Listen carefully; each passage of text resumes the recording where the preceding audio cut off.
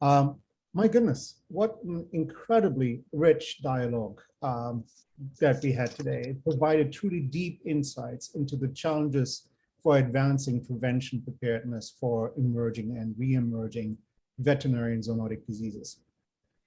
Allow me to take 5 minutes to kind of summarize some of the points that were made today, as it also set the stage for tomorrow. I want to lead with a chat comment by Jean-Philippe Doc. I think that really hit it on the nail. No strong economy without strong health, no strong health without strong One Health, and no strong One Health without long-term commitment and investment. Truly remarkable on the point from my perspective. We heard about the increase of the tripartite on One Health and the importance of strengthening veterinary institutions as a means to strengthen overarching health security by establishing coordinated policies, be supportive of these policies, and build integrated capacity. The G20 summit objective, which was mentioned on the side, to recover together and recover stronger, is a critical step towards that goal and will advance the need for comprehensive strategies that inform comprehensive multidisciplinary preparedness and response policies and capacities to prevent future pandemics. So what I've heard a lot is this cross-cutting horizontal collaboration, communication at the state and local and supranational level that needs to be accelerated and facilitated. Regulators must come together to ensure changes that are implemented sustainably. We've heard that there are multiple platforms in Africa, including the Agenda 23, and also platforms around WAHO and COMESA that provide the policy and regulatory frameworks at the continental level that a One Health program can be built on. In summary, though, on this, coordination, consensus, and solidarity are key to accomplish this. There's a universal consensus around this group that science needs to drive the solutions, but we also need global solidarity.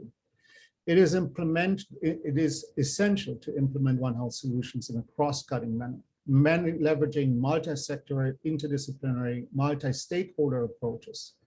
We must assure that those solutions are relevant at the local, regional, and supranational level, and it needs to happen through South-South and North-South collaboration. What's really key is that accurate risk assessments informs accurate risk communication and response. That in turn must inform integrated capacity building, pointed capacity building, and technology innovation strategies. Ultimately, it is essential that innovations and technologies get to the people who can use them, where they are relevant, fit for purpose, and sustainable. We need to assure that technology innovations and access to those are equitable, especially when it comes to vaccines, therapeutics, and diagnostics. We have heard about the need to establish systematic integrated surveillance systems in Africa that cover the spectrum of human, veterinary, and wildlife health surveillance. There's a call for a continental Africa-wide One Health surveillance platform, and that is what is needed. But as we all said and stated and heard, is how do we get closer to the point of disease emergence? How do we detect outbreaks earlier? And what are the enabling technologies and solutions around this? We need to strengthen low-income countries' surveillance systems and capacities. So sustainable laboratory systems and networks are critical, and they need to be maintained in the interests of local, regional, and global health. Here we're coming to a point that is very near and dear to my heart as I'm a managing director for the Pandemic Prevention Institute of the Rockefeller Foundation, which focuses on data sharing and data discovery and building systems around this. And we were very much at the middle of what happened in South Africa as our partner, SERI, discovered the Omicron variant. And then we saw in real time how the global North, shut down flights, ruining industries, and it became a punitive action.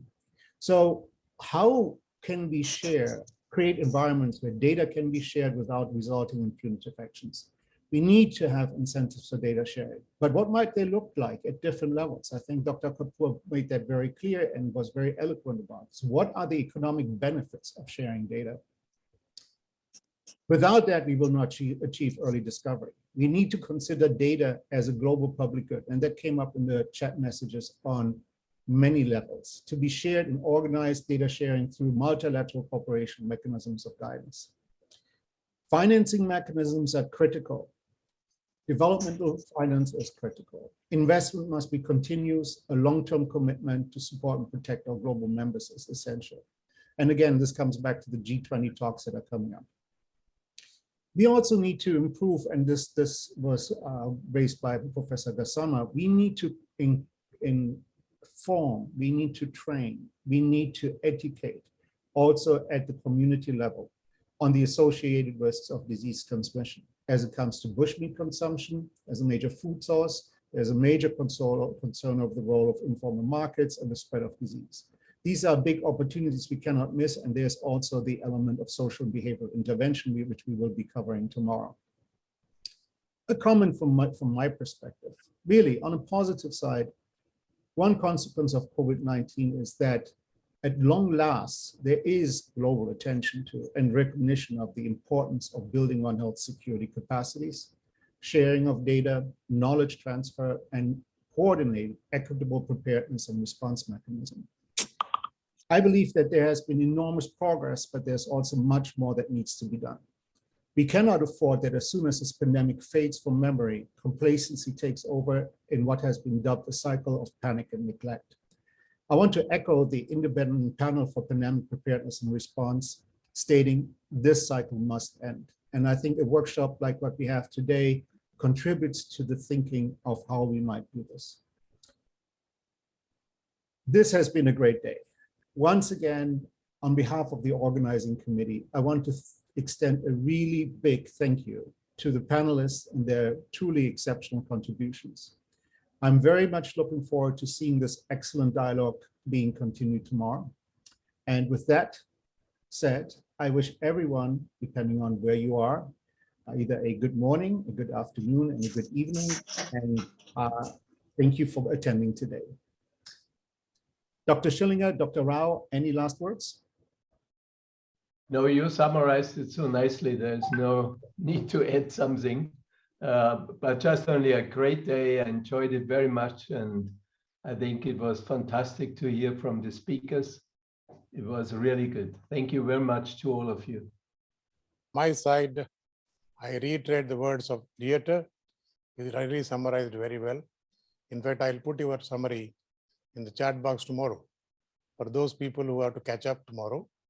And I only request, in dialogue has been so interesting that I myself has been carried over in many places.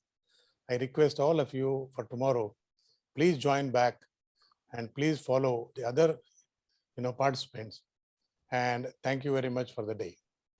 Thank you for participating.